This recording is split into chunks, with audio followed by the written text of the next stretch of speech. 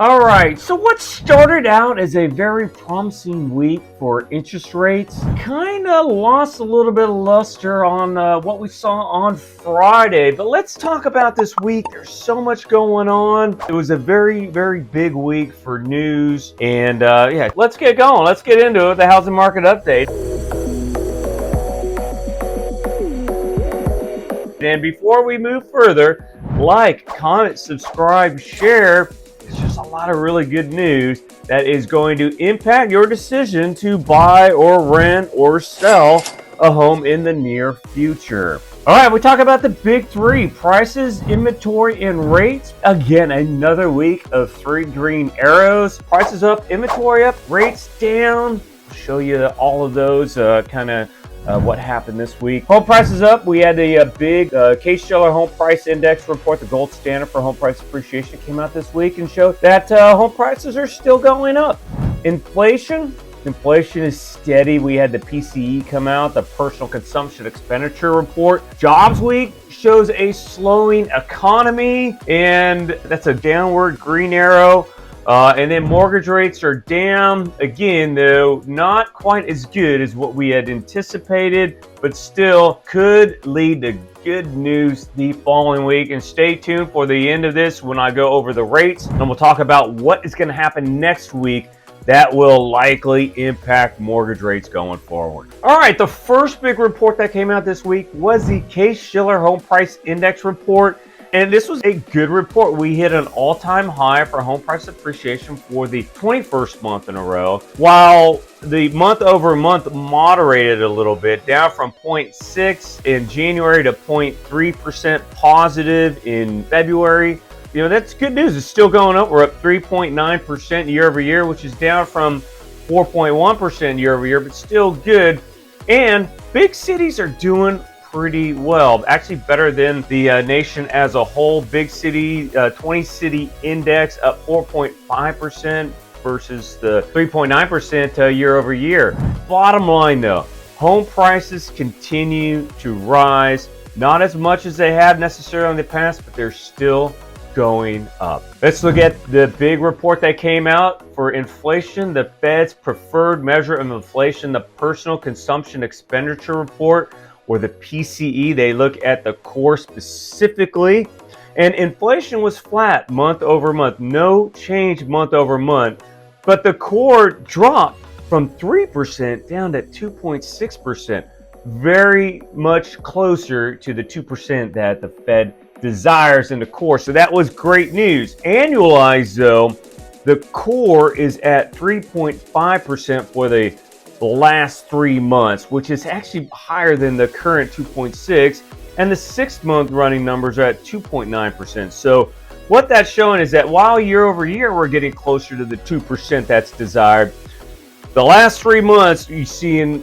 increase in inflation over the 3-month period, and you know that could foretell, or that could foreshadow increasing inflation over the next several months. So we'll see, and obviously we have some tariff impact. A couple of other parts of the report that were pretty interesting. Personal spending was up 0.7%. That's higher than the 0.5% expected. And the good thing, hey, headline news getting closer to 2%, down to 2.3%, but the expectation was 2.2%. And really, one of the reasons why the core didn't drop even more was shelter readings. Shelter readings really hurt the core rate. They have been stubbornly higher at about 4.3% instead of coming down. So that's kind of been where the sticking point is. But overall, really, when you look at it from a report standpoint, it was a good one. Inflation's still going down, especially core inflation. And we had a pending home sales report come out, and this one showed a solid increase month over month. And that's likely due to interest rates that were dropping in March. So for 2 months in a row, we have had positive pending home sales. And that's really on the heels of good mortgage rates, or at least mortgage rates that have been tending lower. Sales, though, are down 0.6%, and we're on a current pace of 4.02 million homes sold for the next year. That's actually down from 4.26 the previous month. The index is up, which is good. It's another, really the highest we've had since 2025. So that's pretty good news there. I would say that, this is a good report to receive after the existing home sales report showed a drop in existing home sales for the previous month. So good news on the housing front from the standpoint of pending home sales, showing that maybe that spring market that we wanted to start in March, we'll see that in April's existing home sales. Okay, this week was Jobs Week. There's a lot of reports going out. This first one that comes out is actually the JOLTS report, the Job Opening Labor Turnover Survey, and it dropped 7.19 million job openings available, which was much weaker than the estimates of 7.48 million. So that was a good start to the week. We got that news on Tuesday. And then Wednesday, we had the ADP employment report. This is a private sector jobs report. And the private sector added just 62,000 jobs in the month of April. That's about half of what was expected. And that is the slowest pace of hiring that we have had in the U.S. in the private sector since July of last year, so almost a year. And one of the big things to take a look at is large companies with greater than 500 employees only saw a 12,000 increase in new jobs. So that's very, very low, historically speaking. Pay increases were down also for job stayers from 4.6 to 4.5%. Job changers, though, actually saw an increase in their annual pay increase from 6.7 to 6.9%. All right. So really, this ADP jobs report on Wednesday gave a lot of hope for Friday's BLS jobs report. But as I've reported much over the last several years, the BLS jobs report, which comes out on Friday, and the ADP jobs report, a lot of times they're out of alignment. They're all wackadoodle, not even close. And guess what happened this week? They weren't close either, all right? And here's the crazy thing. This BLS jobs report, there's not a lot of credibility to this report, especially considering every month they revise the numbers for that previous month's new jobs. And for instance, there were 58,000 decrease in new jobs for February, March. So negative revisions of 58,000, which really shows that the numbers that we're seeing in the BLS jobs report aren't very accurate. What we had happen though, so there's two parts to the BLS jobs report. You have the business side and then you have the housing side. And the housing side was where we get the monthly unemployment rate. And last month we were at 4.2%. We're actually at 4.15%, but they round up or down and they rounded up to 4.2%. Well, this month we're at 4.19%. So they rounded that up to 4.2%. So on the surface, you look at the chart, it looks like the unemployment rate didn't change, but it actually did go up a little bit. But still, the number that we see in the report is 4.2%. So this jobs report, not very good.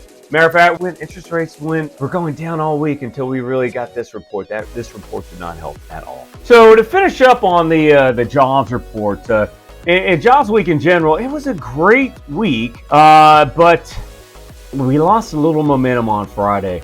But I tell you what's going to happen next week that could change that. But you got to wait.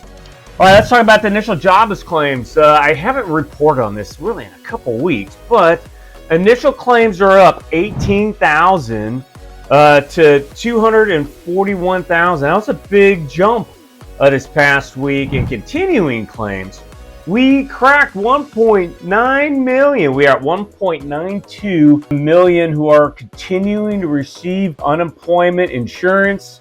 That is the highest level since 2021. So that's.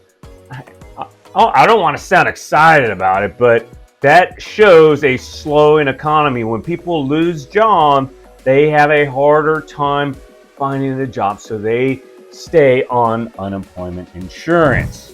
All right, VA rates. This is what I want to talk about. Hey, you can see this whole week, we saw interest rates come down from about 6.5%.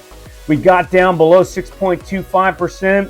And then the jobs report came in on Friday, and we saw interest rates go back up a little bit. Well, the other thing that happened this week that cause interest rates to go down, we had to first look at first quarter gross domestic product, and it came in at minus 0.3%, which shows a contracting economy. And if we have 2 quarters in a row of negative GDP, then we are officially, I say officially because we were officially in a recession in the beginning of 2022, but the government said, oh, those numbers, it's not really a recession. Well, this time, you know what, we may be in a recession if the second quarter, the quarter we're in now, shows a negative GDP. So we'll see. But that also helped cause interest rates to go down. Not the threat, but the outlook of us going into a recession.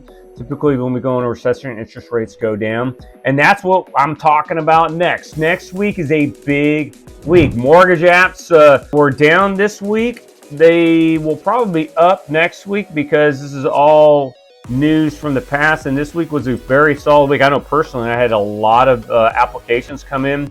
Refinance apps were down though, down 4%. But these lower rates that we've had the last couple of weeks, as you saw from the graph, should indicate that we'll have an increase in applications next week. And plus, we're getting into the PCS or the moving season as well. But the big news coming up next week, the Fed. The Fed is meeting, and with the outlook of a recession on the horizon with a negative GDP, with inflation down closer to the 2% required, or desired, I should say. It's not a requirement, but desired.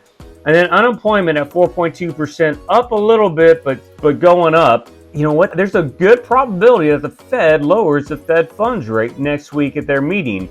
And this on top of all the pressure that the president and his administration are putting on the Fed to lower the Fed funds rate. Well, now they have a good reason to lower the Fed funds rate because all signs are pointing to a slowing economy. And they don't want to get behind the curve. The Fed does not want to get behind the curve by lowering the Fed funds rate once we're already in a recession. So really taking a look at the things that they're seeing coming up down the line, they should lower the Fed funds rate next week. Will they? I'm not on the Fed, but all indications are that they will lower the Fed funds rate.